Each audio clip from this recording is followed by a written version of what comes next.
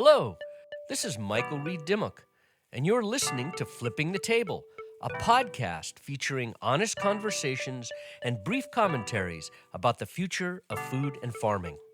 I'm inspired by the thousands of farmers, ranchers, entrepreneurs, activists, and policymakers across this nation who are meeting the many challenges related to nutrition, poverty, pollution, and climate. This podcast highlights the people and actions making our planet and communities healthier and more resilient.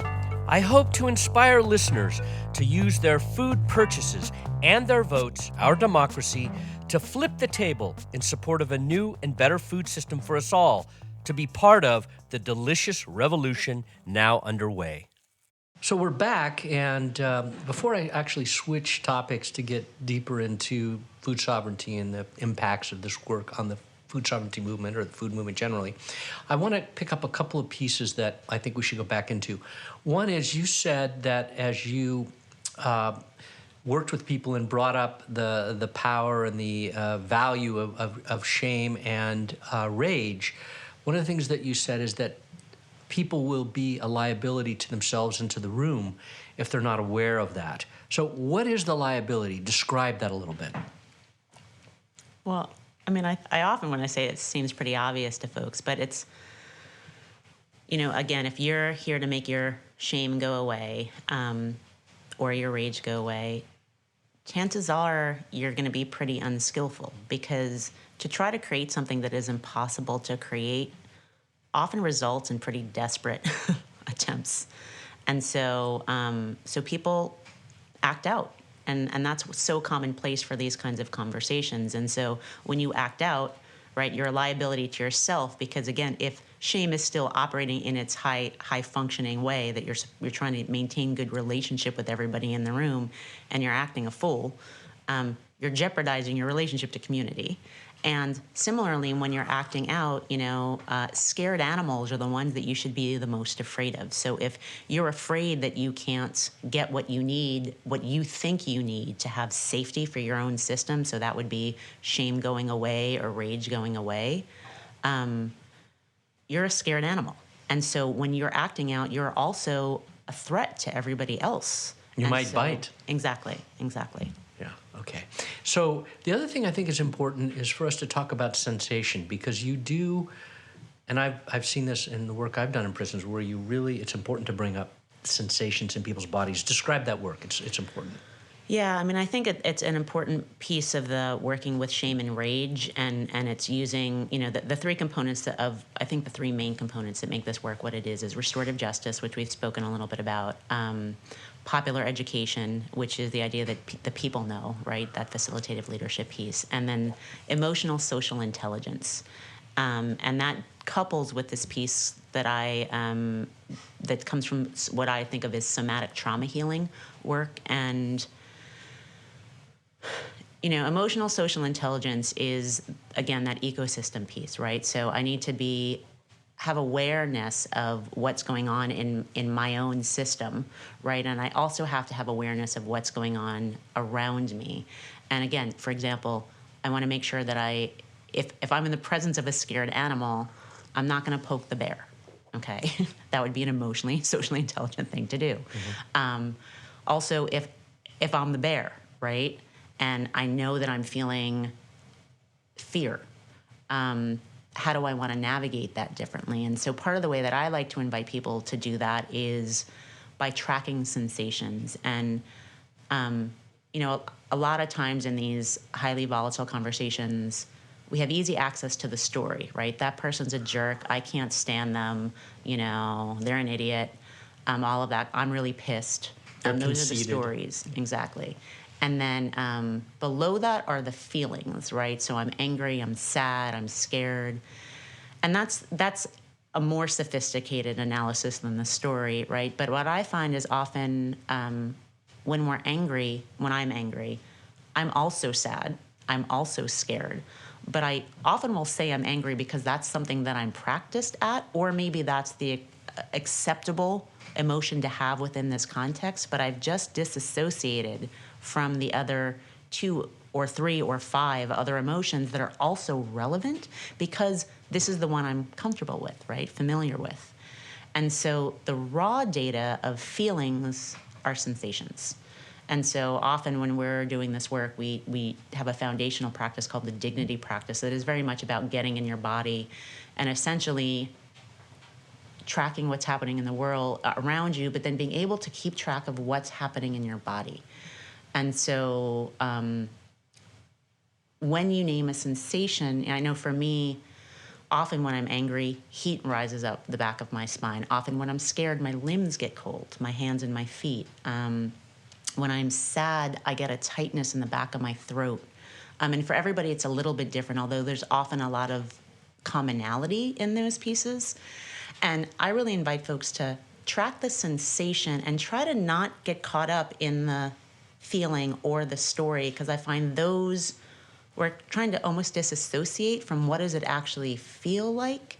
And the invitation is, can you actually feel rage and not do anything about it? Can you just feel it? Like, I have heat coursing through my body. And that's what's going to give you the access to the difference between reacting to rage, right? And using rage in a way that's catalytic. So this is, I think, very good. I'd like to just add, having been on the other end where you're facilitating and I'm with a group of people and people are asked to do that and they step up and they do it. The thing that is good about it is that I know where people are in the room. I also know where I am, and I can kind of relax and realize, okay, I'm not a freak. I'm normal. There's another guy over there, white guy like me, who's feeling scared, or fragile, or attacked. And let me correct that just to help. Or someone shares that their heart's pounding. Mm-hmm. So it's not that they're feeling scared; their heart's pounding, right. And the sweating. I'm sweating. Right, exactly, and that comes up a lot, right? Sweating, warm armpits. And one of the beauties of that is, despite all of our differences, the thing we have in common is being in the body, and it's the common denominator between us all. And when someone says their heart is pounding, if you are emotionally, socially intelligent, really, if you're not a psychopath, right? When someone says that, it's actually hard for you to not remember what that feels like and then adjust as if your heart was pounding. And so by sharing, by vulnerably exposing that sensation, right, and it sort of forces everybody in the room to have an empathic relationship to it, and you've just made it safer. It's not about changing that the heart's pounding. It's about, can we actually not panic about the fact that the heart's pounding?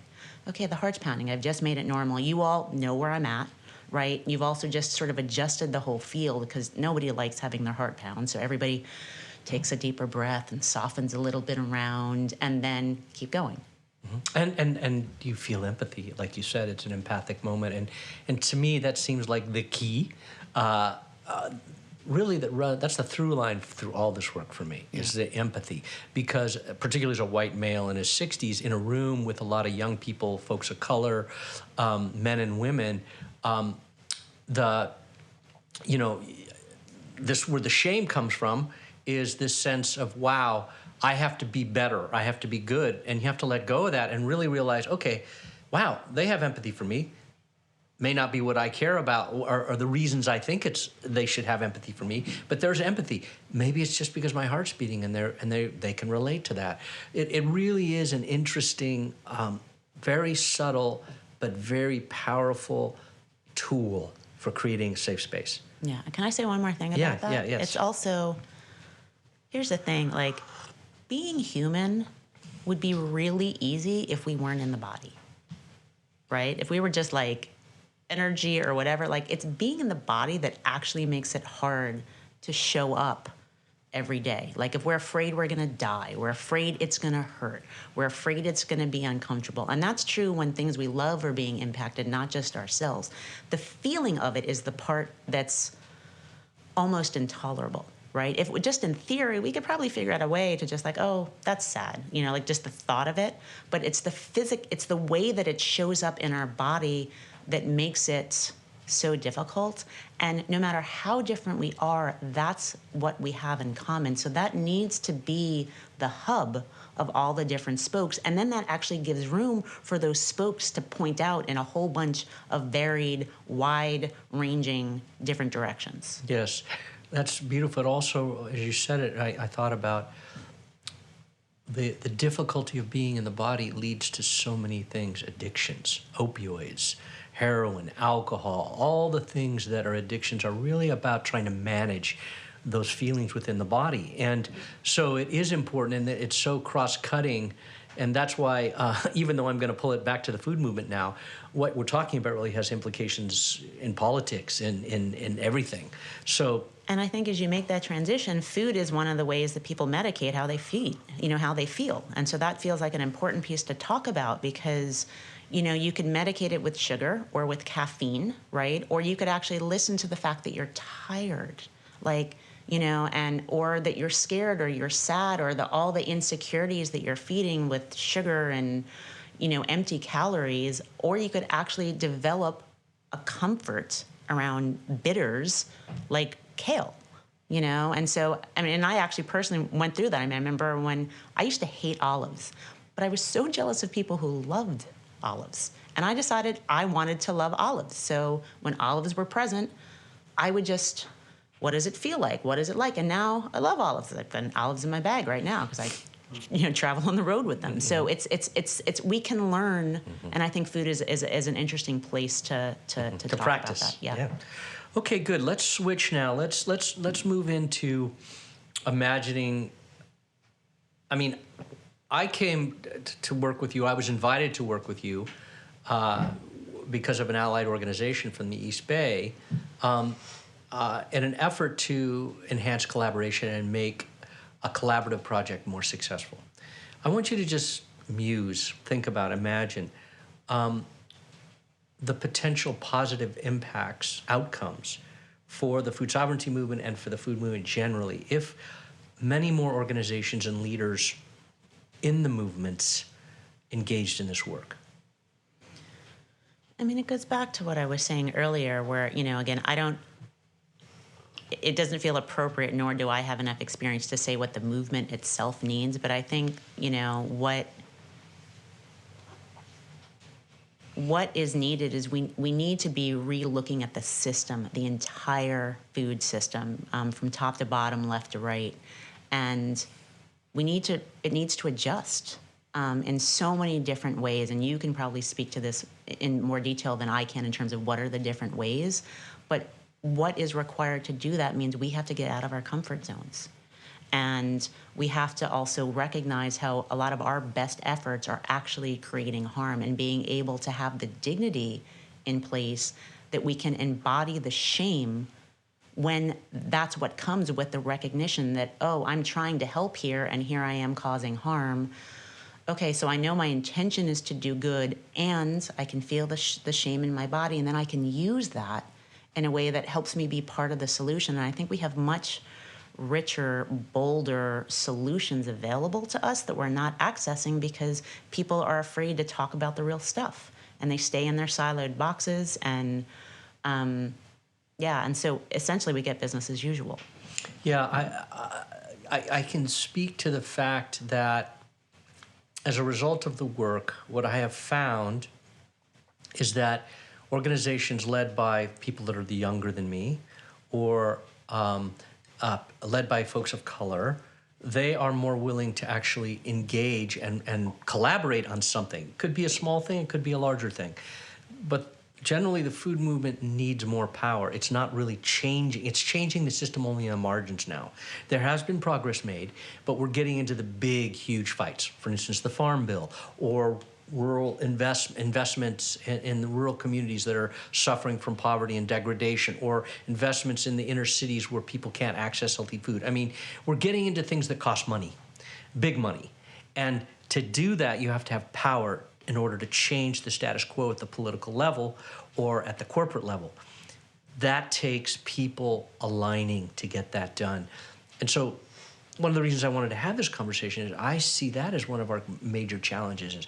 I do believe that the younger generation is better at it than my generation, just naturally, but I'd be curious. Do you find that to be true in your work, working with people of all different levels of age? or privilege? I mean, do you think one group is better, more skilled naturally than others? I do want to ask that we come back to a conversation about how does privilege play out in that system, because that feels like an important piece to come back to. But I want to answer your question first. It's interesting. I think young people are willing to be outside of their comfort zone, partly because they have to, because their whole future is kind of screwed, and they know that. So they're like, what do I have to lose? Which emboldens them. I think one of the challenges that I find in this work is that the typical trajectory around conversations around diversity, equity, and inclusion, or equity and justice, most work sets it up that frontline people of color have permission to shame people, okay? And they have permission to be unskillfully rageful because they've been systemically oppressed. So in theory, I get that. In practice, that doesn't help. And so, a lot of people think that this work is designed for white folks, like that, so for people of color to be liberated, white folks need to do their work. And I don't buy that. I think I agree that white folks need to do their work. And I also think that as people of color sit there wagging their finger, they're missing the opportunity of both figuring out what does it take to actually carry power and privilege responsibly? What does it take? Because one of the things that I love to talk about in terms of the way that power and privilege work is, a lot of people say with power and privilege comes increased responsibility. So you hear that a lot in other diversity type work, and that makes a lot of sense. But what's missing is with increased responsibility comes increased vulnerability, right? So if you're the director of an organization, people's livelihoods are dependent on whether you make good choices or not. That's an incredibly vulnerable thing. And it's not surprising that the more power people get, the less skillful they start getting careful. Exactly. Right.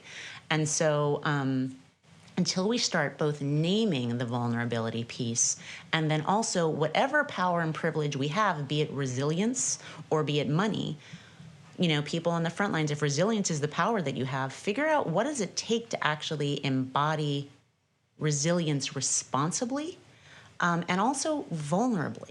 And when you figure that out, then you can actually start to be an ally to white folks and teaching them how to carry their power and privilege responsibly and vulnerably. And so we've got to stop giving our power away to those who already have conventional norms of power and thinking that they're the ones who have to change, because we just played right back into the same system. If my liberation is dependent on how much work you do, Michael, I'm not free. Right. You're dependent on me. I'm dependent on me. So do I want to play into that system or do I want to change it? And so that feels like an important shift. Mm-hmm. That's good. So let's dive into privilege now. Let's talk about, I think let's just start by, what is privilege? And how do we, because it's interesting, the beginning of the conversation you talked about your privilege because of the things that you've seen and done. And I noted it because to be aware of privilege is really important. Particularly, I remember really starting to think about that in my life. Like, wow, look at the privileges I have. Wow. But I always note it when people are aware of their privilege, and I see it more and more around me. People are calling out their privilege, which is a very positive thing. So talk about privilege. The first thing I want to say is I have a colleague, Rosa Gonzalez, and that I've collaborated with, and I adore her deeply, and I consider her a mentor in many ways. She pointed out to me that society is comfortable with us talking about privilege. They're not comfortable with us talking about power. So I wanted to start by saying that. Mm-hmm. And what I got from that teaching, so to speak, is power is the ability to change things, right? In a lot of ways, privilege is access. So you need to be talking about both. But if we're and I feel like a lot of race conversations really feel like they're talking more about privilege than they are power, and they use those two interchangeably, but they need to be discerned. So to me, privilege is access. but power is the thing, the ability to make the change. So I want to make sure that we don't lose sight of that as we're shifting the conversation to distinctly talking about privilege. And I think there's a lot of things that you could say about privilege. For me, we all have it. We all have access to something that other people don't have. Again, frontline folks, it could be resiliency. It could also be empathy. It could also be familiarity with discomfort, right? Or doing with less. Knowing where our society is going, that's an incredible privilege to have access to that power of being able to do with less, that we need to figure out how to bottle, market, sell, and have everybody be addicted to that. So, I'm not sure exactly what more you want me to say about privilege, but it feels... Let's move into power. Let's talk about power. Because I think you're right. Power is interesting. I'll just say this about power. Power comes in different degrees. The more power you have, the more you have the ability to influence. Some people have a little power, some people have a lot of power.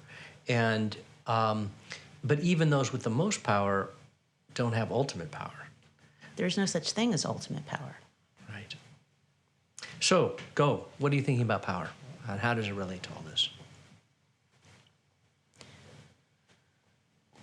I'm not sure. That's such a huge question. So do you want to Well, give yeah, us okay. more specific? So you started out by saying that Rosa had said to you that people are comfortable talking about privilege but not about power. Why? And maybe I'm not even sure if I said it that way, but what the way Rosa said it to me is the system is comfortable with us talking about privilege. The system is not comfortable with us talking about power. Because we can have all these conversations about access, right? But if we actually start to zone in on the ability to make the difference, we're a force. And especially if it's powers that they're unfamiliar with, that Who's are there? The system. So there's so many pieces that make up the system, right?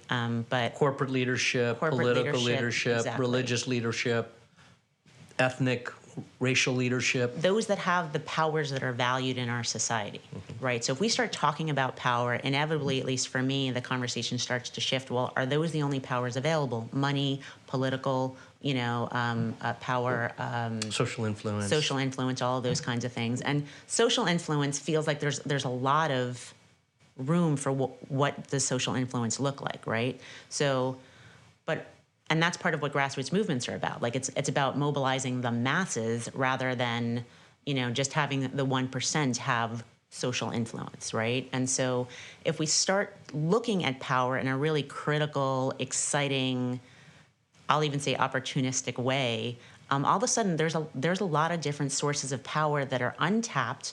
And part of the beauty of them being untapped and unrecognized is that the systems that manage power don't know what to do with them because they are not familiar with it. So that's part of the opportunity of so many frontline grassroots organizations. These are the powers they've known, the ones that they've used to survive and to thrive in many ways, even though again, the system may not value those or recognize that as thriving, but resiliency is thriving.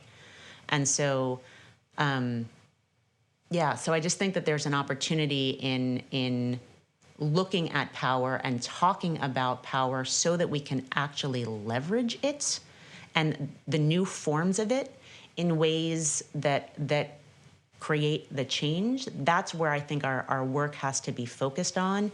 And too often we're hanging in the conversations around privilege because it's about getting access to the powers that are already valued by the corporate elite. And that's not that interesting. So it's interesting. What's interesting to me about this is my brain is kind of struggling because I'm trying to think what are those new opportunities, and my mind went to civil disobedience, and I started thinking what's going on in France right now with the yellow vests, people showing up in the street, or what happened with Black Lives Matter or Me Too. I mean, these are more typical manifestations of people power. not new, they're age old, they can be effective when they become large. And they have had influence. All three of those have had some influence. But I'm interested if you can explore or describe a little more how you would use the resilience of low-income communities in a powerful way. Because I want to believe that we could figure out how to use that in an effective way. I think it's a challenge, but I'm looking to you to see if you can help me just understand that a little deeper. Can I answer it a little bit differently? Yes. The thought that comes to mind for me is a project that feels really dear to my heart. I don't even think I should call it a project. It's an idea that's dear to my heart that has to do with building bridges with working class white people. And one of the things that came through to me on the morning after Donald Trump was elected, my thought was, how did we get here? And as somebody who's highly accountable, I wasn't thinking, what did they do to get us here? But I was thinking, what did I do to get us here? And where have I not been showing up?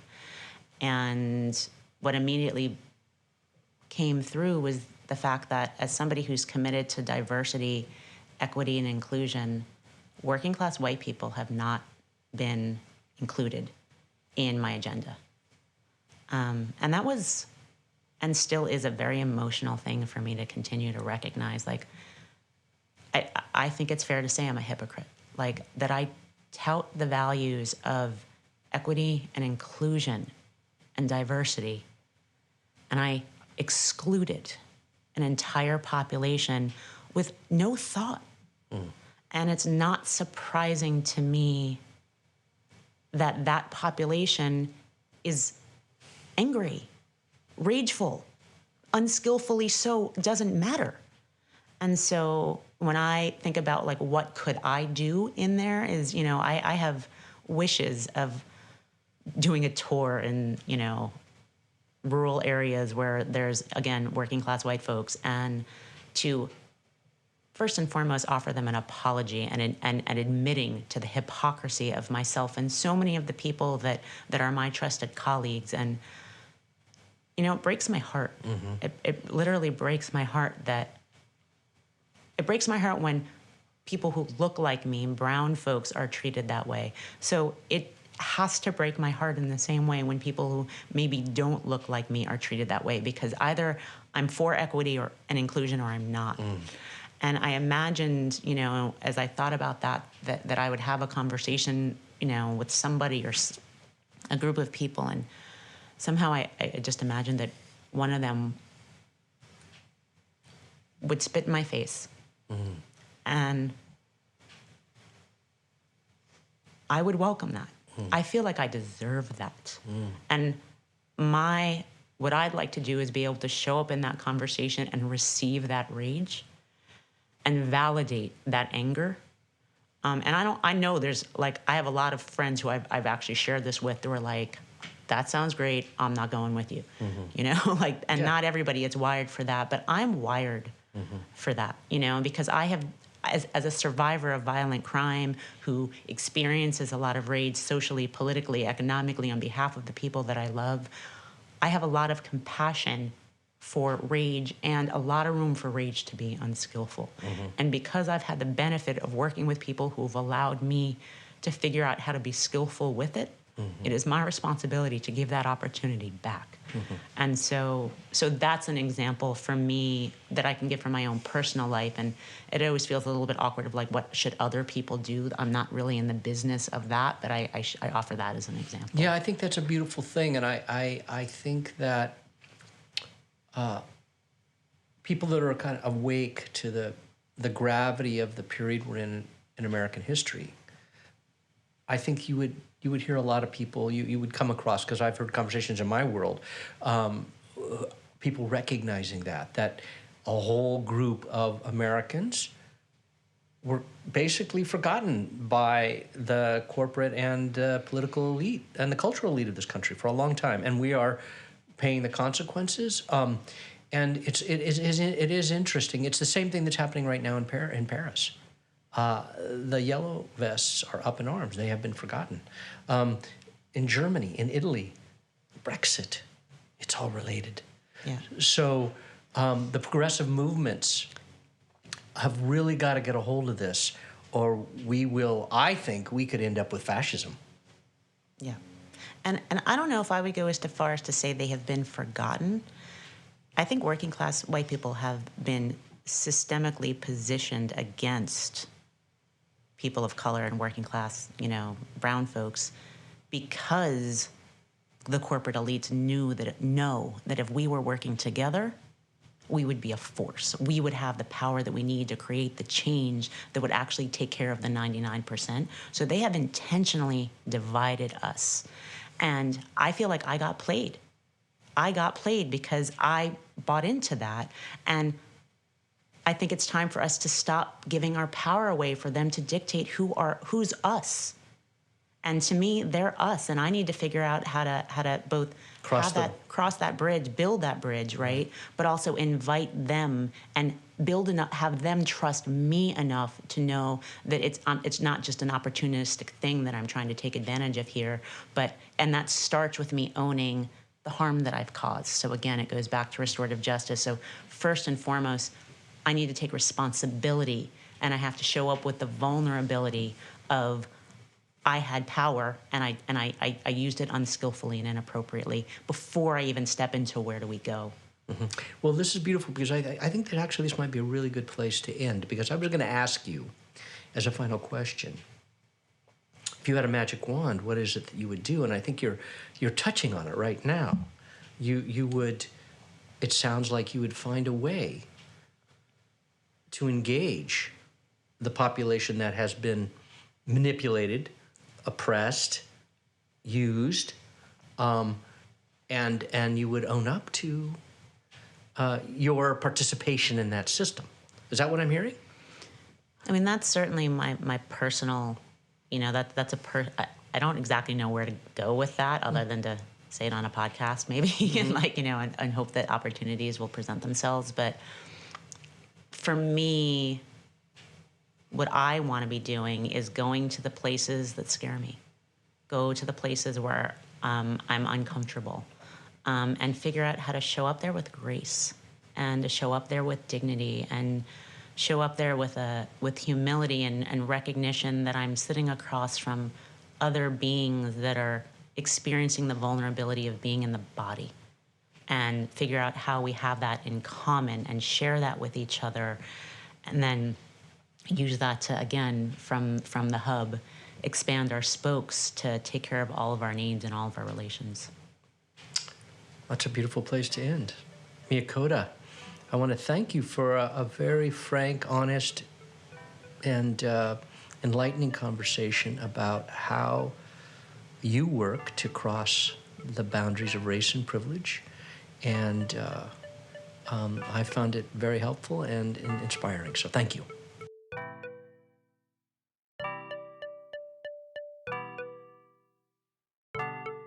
You have been listening to Flipping the Table, a podcast about food, farming, and the future.